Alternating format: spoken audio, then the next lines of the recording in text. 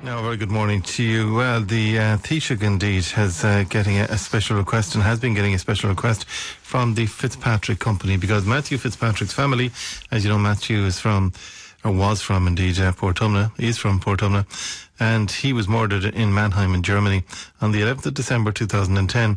The German police, to this date, haven't taken this case seriously and insist that he committed suicide.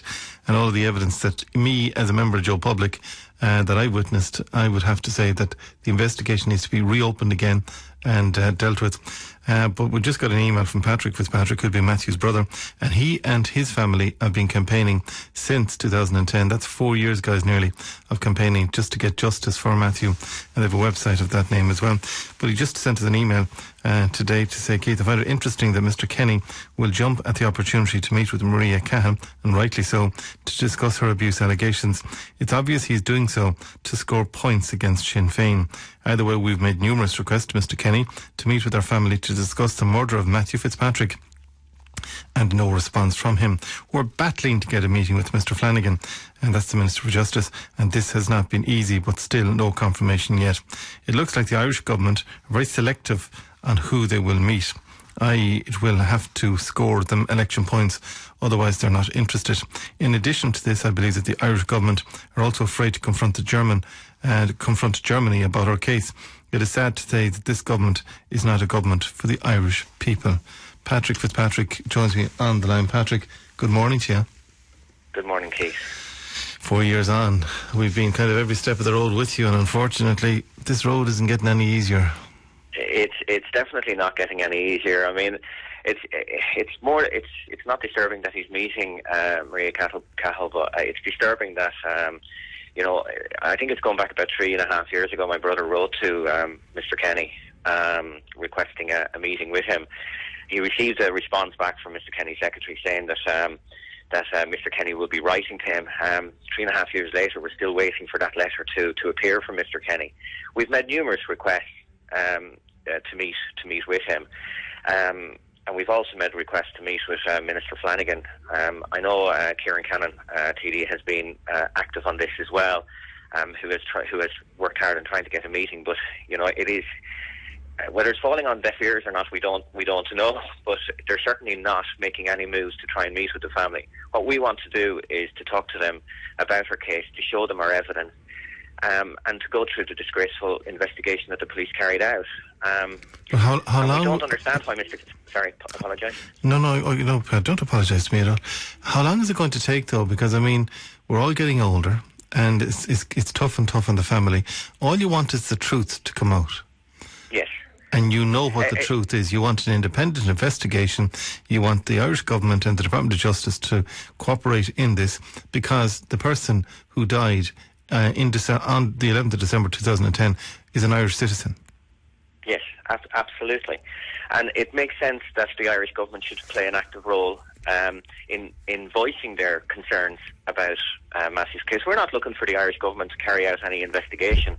We're asking them to look at our evidence and to put their voice behind the concerns over the investigation that was carried out. To put this in perspective for those that have missed it in the past, Matthew did die on the 11th of December and died in tragic circumstances, and the German police deemed that it was suicide, but the family had an independent autopsy done in Tala Hospital in Dublin, which told a totally different story. Absolutely. I mean, there's 45 injuries were identified on Matthew's body. Some of those injuries were classed in the inquest as defensive injuries, and that speaks volumes, for starters, that they were defensive injuries. In other words, Matthew was defending himself from his attackers, and that has fallen on deaf ears with the German authorities. They've ignored and haven't looked at our evidence, and the Irish government don't seem to want to listen to our evidence. I had an email this morning, a rather disturbing email this morning. We've been looking for further medical records from where the original autopsy was taking place in Germany, in the first autopsy which was taking place in Heidelberg. And we've looked for further medical evidence, and we found out this morning that this evidence no longer exists.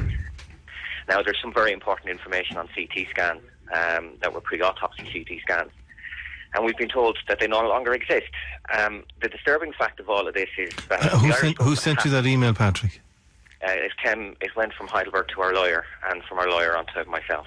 So they're saying to you that where the autopsy was taking place. Yeah. Okay, so they're saying to you that crucial information is no longer available. It no longer exists. In actual fact, none of the records exist. In other words, the autopsy reports, the pictures, they're all gone. Now, we have the autopsy pictures and the autopsy report ourselves, but we needed higher quality CT scans. We do have CT scans, but we needed higher quality CT scans for proper analysis, forensic analysis. And we've been told today that they no longer exist. And the issue I have here is the Irish government have never worked in any way, shape or form to protect Matthew's interests, to protect anything in relation to the investigation into Matthew's death. And I think if they played a more active role, there would have been a lot more pressure on the German authorities to do the right thing. What is even more disturbing is that the Germans are during an investigation, because we're appealing the investigation at the moment, and as this is going on, that this information is allowed to be destroyed. It's very disturbing.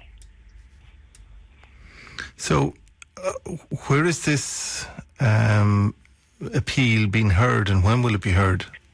Well, we've had to go through a number of appeals. So we've had the police investigation. The prosecutor, we've had to appeal the decision of the police to the prosecutor. We've had to appeal the decision of the prosecutor to a higher purpose, like the Attorney General in that area. And we're now appealing that to the courts. So you're not accepting the facts and the findings of the German police force? Absolutely not, because they've not looked at our evidence at all. They've made a statement. But if they could turn to you, Patrick, and say, "That's our evidence. This is what we have. This is what we believe has happened, and our decision stands. Your brother committed suicide." Well, in actual fact, what they're saying to the media at the moment is that they've thoroughly investigated our evidence, the evidence that we put forward, that they extensively investigated it. From their reports, we had provided them with information in relation to abusive and threatening behaviour towards Matthew by an individual. They went to speak to that person, but they didn't carry out an interview because he needed a translator. So they didn't bother interviewing him. That's not thoroughly investigating evidence that we put forward. They also didn't speak to the Deputy State Pathologist in Ireland who carried out the second autopsy and identified all of these injuries. I mean, one would imagine that the German police would have been more interested in looking at finding the perpetrators who inflicted these injuries on my brother, rather than ignoring speaking to the doctor. It doesn't make any sense. There's numerous other aspects of the evidence that we've provided to them that they did not investigate or analyse at all whatsoever. So they can't say that they thoroughly investigated our evidence, and that is our argument. And where are you with your legal representative at this stage? I mean, what is your legal representative's thought process? Well, we're going through appealing the decisions of the prosecutor currently. Our lawyer believes that media pressure is going to be vital in this case, especially in Germany. There is also other options of challenging this in other courts in Germany as well. Okay, all you want is the truth, Patrick. We want questions answered.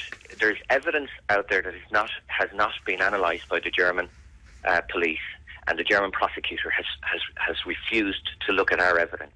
This evidence needs to be answered. In other words, what caused 45 injuries on Matthew's body? What caused the blunt force trauma to the back of his head? What caused the internal massive hemorrhaging in the lower part of his back? There was identification of fingerprint marks on his elbow. Who caused them? Nobody is answering those questions, and that is the responsibility of the German police. These are simple questions. I mean, there's other information, Keith. Like, we have provided the German police with the fact that Matthew's PCs and laptops have been accessed after his death. Whether they were in his apartment or not, we don't know. But they were accessed after his death, but the German police have refused to look at it. The German police have also refused to look at his mobile phone text messages, which provides vital evidence, which contradicts witness statements. So that all of this is there in front of them.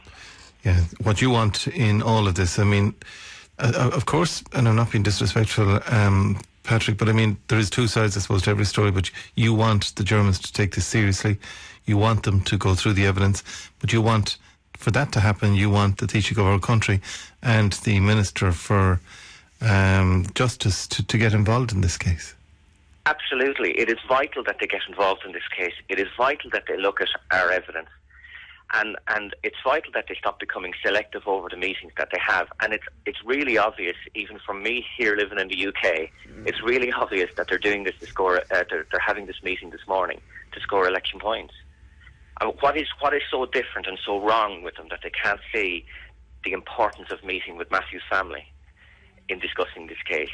Why can't they give us 30 to 60 minutes of their time to look at our evidence, and then to form an opinion themselves, and then to represent the family to the German authorities? I don't understand why they can't give us that amount of time.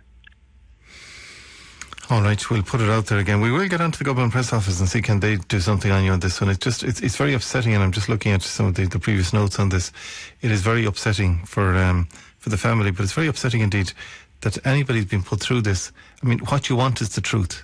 If Matthew committed suicide and they can prove that, at least, and they have taken into account your evidence, you can move forward. If Matthew, as you believe, was murdered and didn't take his own life, you want that confirmed so that at least you can get on with your own lives from there. Yes. And have justice indeed for Matthew. Justice is a priority. You know. Patrick Fitzpatrick, thank you indeed for joining us. I think this is a disgrace from Enda Kenny not to meet with the family. Keith, I think the family should be met with straight away. Can you not contact other TDs? And well, Kieran can have to say on this one, according to Patrick there. And I know from a conversation I've had with him recently, has been very much involved in this. Keith, there was only one